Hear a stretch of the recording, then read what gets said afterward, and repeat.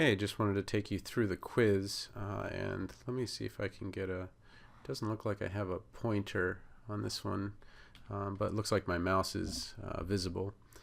So we're looking at the quiz, and we're going to be going over chapters A and B, and then the other quizzes will be on chapters 1, 2, 3, 4, 5, then 6, 7, and then the other ones. But for this one, what I want to go through is how this matching works. So first of all, answers can be used once, more than once, or not at all.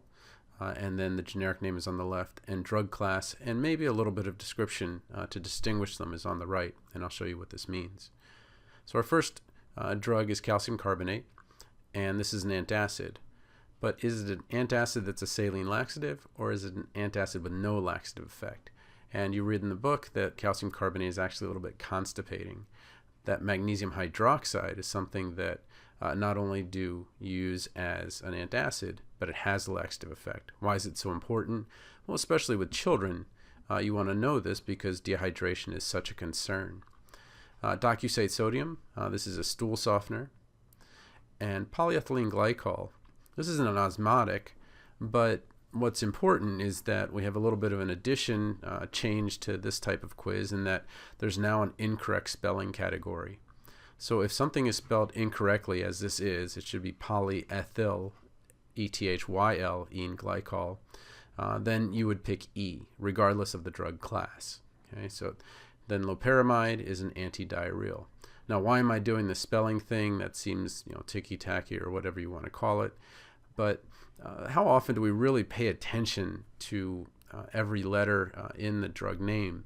And that's really the key, is to really know the medications, is to take the time to go a little above and beyond with spelling and pronunciation and things like that. So there's going to be at least one misspelling in each of these categories. So I'll continue with 6 through 10. So simethicone, this is anti-gas. Acetaminophen, this is a non-narcotic analgesic, but this is not spelled correctly. Okay, so it's acetaminophen, where we would have an O here rather than an A, so that would be E, incorrect spelling.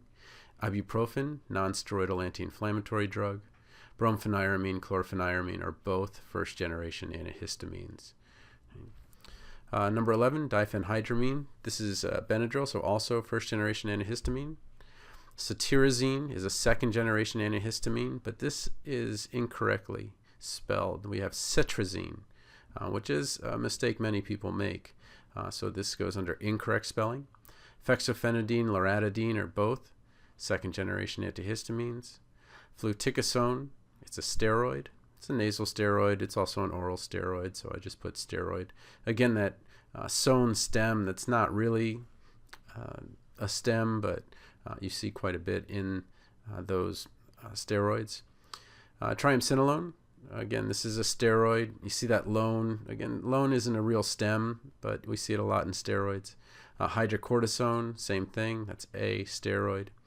Guaifenesin, this would be an expectorant, but it's Guaifenesin, so this is an incorrect spelling, so E.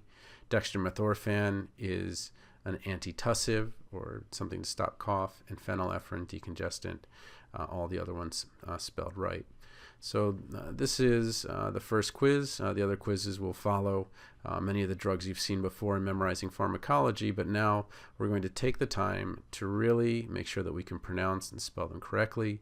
It's still multiple choice, but I can guarantee that there will be at least one misspelling in each category.